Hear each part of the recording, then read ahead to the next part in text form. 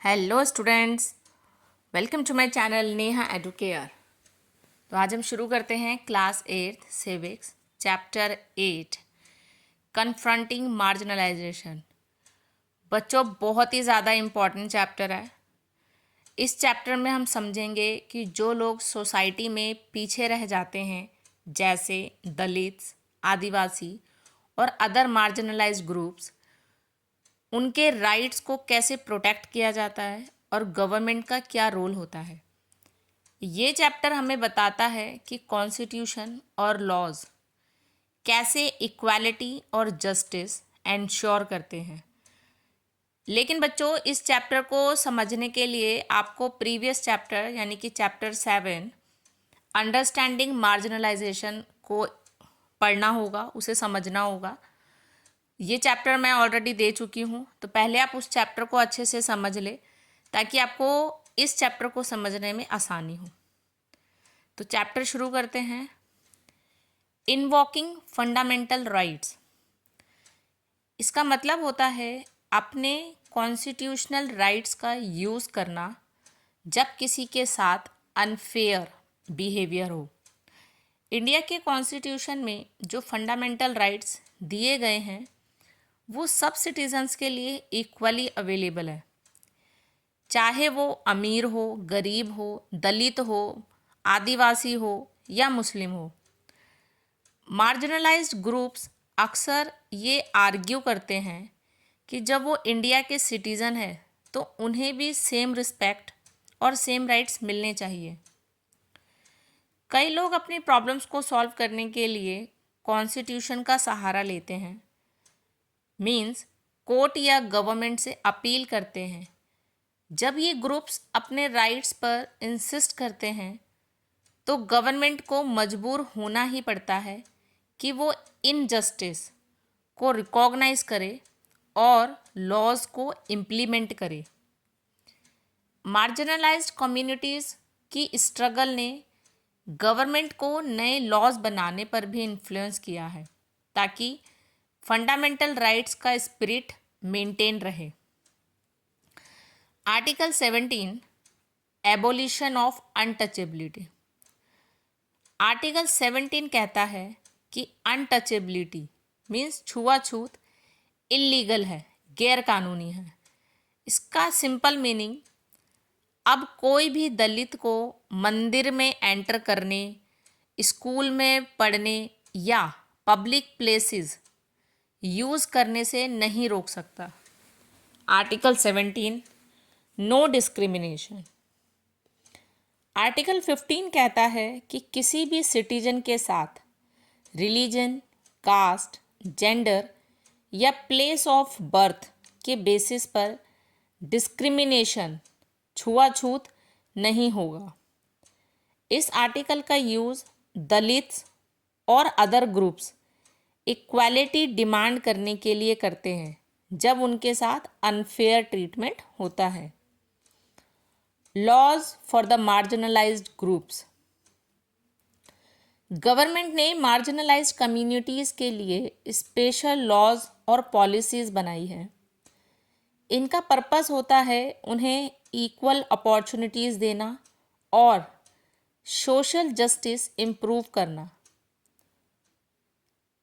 Government free या subsidised hostels, scholarships और schemes provide करती है दलित और आदिवासी स्टूडेंट्स के लिए। सबसे इम्पॉर्टेंट पॉलिसीज़ है रिजर्वेशन पॉलिसी, जो एजुकेशन और गवर्नमेंट जॉब्स में सीट्स रिजर्व करती है। ये इसलिए ज़रूरी है क्योंकि सेंचुरीज तक इन कम्युनिटीज़ को अपॉर्चुनिटीज़ नहीं मिली थी। गवर्नमेंट के पास scheduled caste means SC, scheduled tribes ST और ओबीसीज की ऑफिशियल लिस्ट होती है। जब कोई स्टूडेंट कॉलेज एडमिशन या गवर्नमेंट जॉब अप्लाई करता है तो उसे अपनी कास्ट, ट्राइब सर्टिफिकेट देना होता है प्रूफ के लिए। Protecting the rights of Dalits and Adivasis. India में ऐसे लॉज भी बनाए गए हैं जो डिस्क्रिमिनेशन और एक्सप्लॉयटेशन को रोकने के लिए हैं, जैसे SC and ST prevention of atrocities act 1989। ये एक्ट 1989 में बनाया गया था दलित्स और आदिवासीज को वायलेंस और डोमिनेशन से प्रोटेक्ट करने के लिए।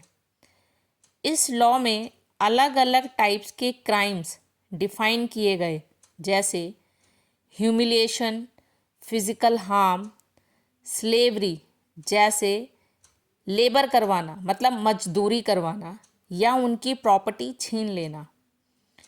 इस एक्ट का एक इम्पॉर्टेंट पार्ट ये भी है कि दलित और ट्राइबल विमेन के अगेंस्ट क्राइम्स को स्पेशली पनिश किया जाता था, क्योंकि उनके केसेस और भी सेंसिटिव होते थे। Second, manual scavenging.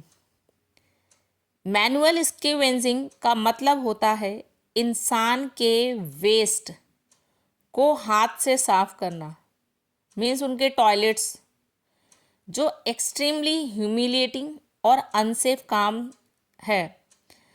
1993 में गवर्नमेंट ने एक लॉ पास किया जिसे मैनुअल स्कैवेंजिंग और ड्राई लेट्रिन्स दोनों बैन हो गए। Adivasis demands and the 1989 act. Adivasi communities अपनी ट्रेडिशनल लैंड और रिसोर्सेज को प्रोटेक्ट करना चाहते हैं। 1980s में उन्होंने ऑर्गेनाइज होके डिमांड किया कि उनकी ज़मीन उन्हें वापस दी जाए। 1989 का एक्ट उनके लिए इम्पॉर्टेंट है क्योंकि ये कंफर्म करता है कि ट्राइबल लैंड को नॉन ट्राइबल लोग बाय, खरीद या सेल, बेच नहीं सकते। बहुत बार आदिवासीज को फोर्सफुली उनकी लैंड से हटाया जाता था, इसलिए ये लॉ उनकी प्रोटेक्शन के लिए ज़रूरी बना। तो इस चैप्टर में हमने समझा कि सिर्फ इक्वालिटी बोल देना इनफ नहीं होता, लॉज और कॉन्स्टिट्यूशनल राइट्स का यूज़ करना भी ज़रूरी होता है। दलित्स और आदिवासीज जैसे मार्जिनलाइज्ड ग्रुप्स ने स्ट्रगल करके अपने राइट्स हासिल किए हैं। गवर्नमेंट का रोल है कि वो स्पेशल लॉज और पॉलिसीज़ के थ्रू उन्हें इक्वल अपॉर्चुनिटीज़ दे और सोसाइटी में जस्टिस मेंटेन करे। यही ट्रू डेमोक्रेसी की पहचान होती है। Thank you. आई होप आपको चैप्टर समझ आया होगा। तो मेरे चैनल नेहा एडुकेयर को सब्सक्राइब करें, वीडियो को ज़्यादा से ज़्यादा लाइक और अपने दोस्तों के साथ शेयर करें। मिलते हैं नेक्स्ट वीडियो में, तब तक के लिए बेस्ट ऑफ लक।